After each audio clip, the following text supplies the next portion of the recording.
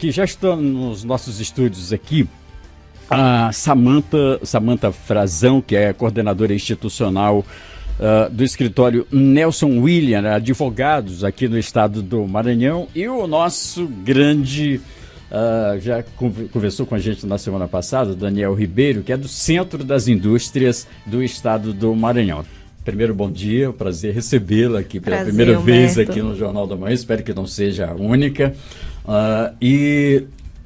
Tem se ouvido bastante dizer assim, olha, o empresariado, o grande investidor, para poder instalar uma empresa no estado do Maranhão, ele precisa de duas coisas básicas: segurança política, quer dizer, tem que haver uma união na política, isso o governo tem deixado muito claro com as discussões com a Assembleia Legislativa, com todos os setores da sociedade, envolvendo até o Poder Judiciário, em projetos como a regularização fundiária, uma série de fatores.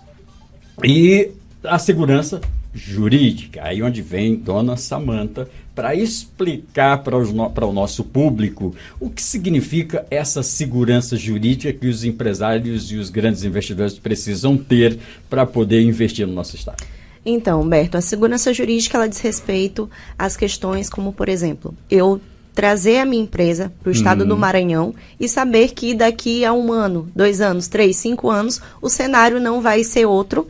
E, por exemplo, o fato de eu ter escolhido o Maranhão em detrimento a um cenário que hoje, né, está existindo, não vai mudar, e eu vou pensar, poxa, eu deveria ter escolhido um outro estado porque lá eu teria uma possibilidade, uma perspectiva de crescimento da minha empresa maior. Por exemplo, eu tenho Décio Fernandes, tem R$1 bilhão para investir no estado do Maranhão, mas eu sei que o meu empreendimento vai durar um certo tempo para implantação.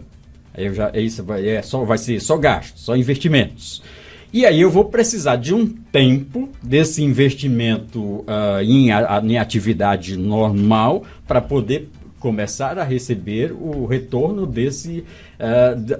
meu R$1 bilhão que eu investi. É basicamente isso, só traduzindo em miúdos para para os nossos ouvintes e para os nossos telespectadores. Nós tivemos essa semana o caso do Porto do Itaqui.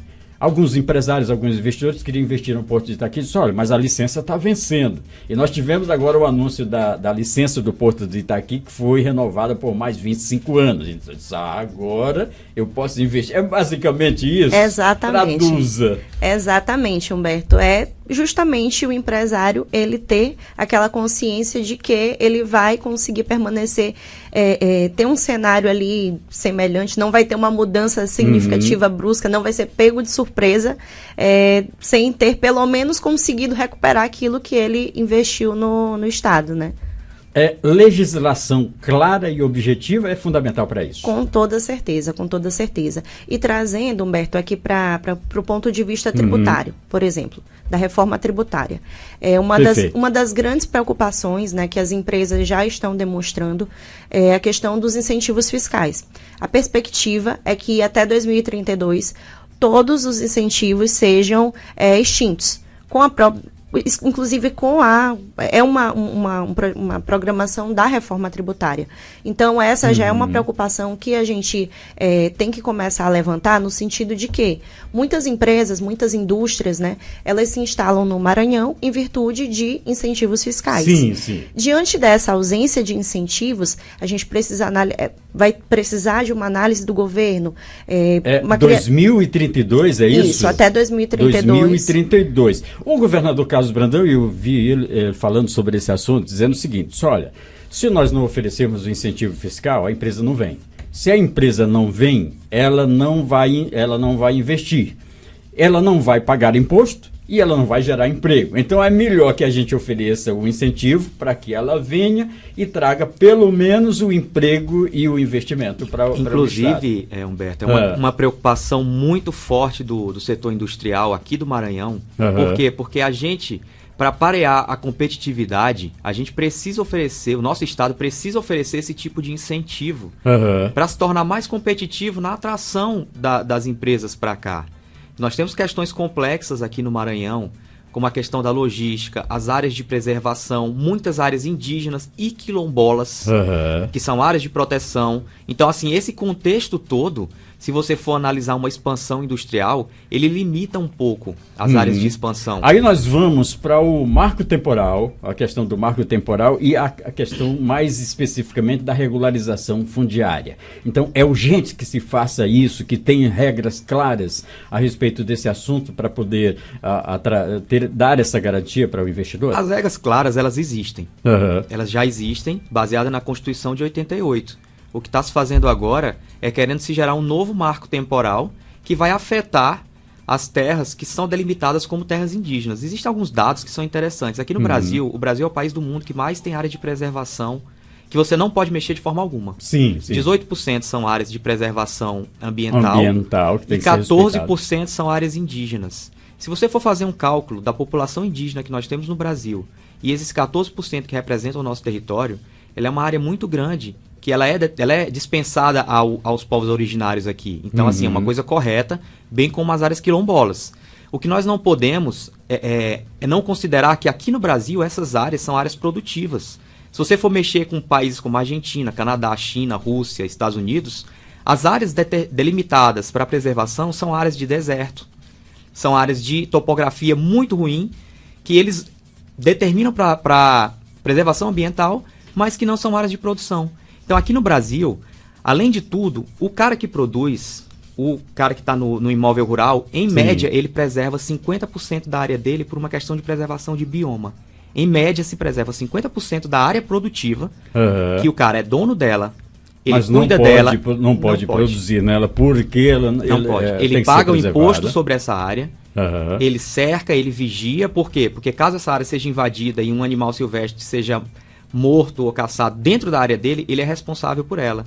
Se houver um incêndio dentro dessa área dele, ele é responsável legalmente por ela. Então, o produtor rural, o cara que tem imóvel rural, ele preserva em média 50%, ele tem o custo de 100%, mas ele utiliza 50%. E, além disso, nós temos essas áreas de preservação legais, consideradas pela ONU como áreas que não podem ser mexidas. Então, se você considerar esse contexto de preservação, o Brasil, ao contrário do que se fala muito com poucos dados, o Brasil é uma referência na área de preservação ambiental. Então, se você traz o marco temporal para isso, você gera uma preocupação sobre e isso começa a ser visto aos olhos do mundo, do planeta, como um lado bastante positivo. Eu estava fazendo um levantamento e vendo que o Brasil é hoje o segundo país em volume de investimentos internacionais já para essa área, por causa dessa área de preservação ambiental. Nós estamos perdendo apenas para os Estados Unidos. Então, tem também as compensações para que essas áreas sejam realmente preservadas, que nós tenhamos uma indústria com carbono, de baixo carbono verde, agora os investimentos em energias alternativas, uma série de coisas que isso favorece bastante. Mas eu queria colocar aqui, já aproveitando a sua participação, nós temos um estado com mais de 800 mil quilômetros quadrados. É muita terra.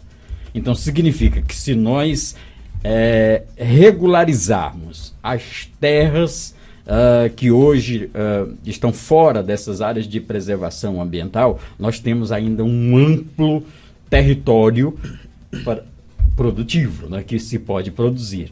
Quais são os entraves que você observa hoje que dificulta, por exemplo, que torne essas áreas produtivas, áreas que hoje não estão sendo utilizadas? Sem a gente se prender muito a dados, mas só um dado assim, que é impressionante. Aqui no Maranhão, de toda essa área que você falou, a área que a gente pode utilizar é menos de 15% do Maranhão para a área de produção. É mesmo? Menos de 15%. Aí você tem áreas urbanas, você tem áreas indígenas, você tem áreas quilombolas e você tem áreas de preservação, como, por exemplo, a Reserva do Mirador. Que é uma área produtiva, com nascentes, com uma ótima potencial de, por exemplo, de irrigação, mas é uma área enorme de preservação ambiental. Acho justo, não acho que seja incorreto, mas eu acho que a gente precisa colocar na balança também que o desenvolvimento econômico, ele traz juntamente dele o desenvolvimento social. A gente costuma falar sempre que o principal inimigo do desenvolvimento social é a miséria, a pobreza. Se você for analisar países pobres, eles são países que não trabalham a preservação ambiental, que eles destroem, eles poluem rios. Um exemplo disso é a mineração. A mineração de garimpo, ela polui rios que contaminam cidades e regiões com cianeto, com mercúrio. Se você for analisar a mineração industrial, ela é uma mineração limpa, completamente limpa.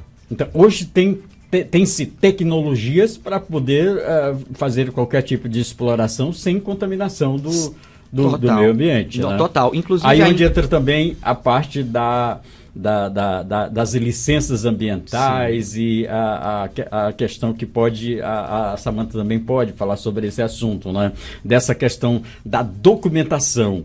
Ainda é um entrave aqui, ou nós temos escritórios especializados que cuidam desse processo para dizer assim, olha, você vem para cá, nós temos uma área demarcada aqui, já totalmente regularizada, a gente cuida de todo o processo e lhe dá a documentação. Porque diz que tem alguns processos que podem durar anos, né, para a implantação de uma indústria.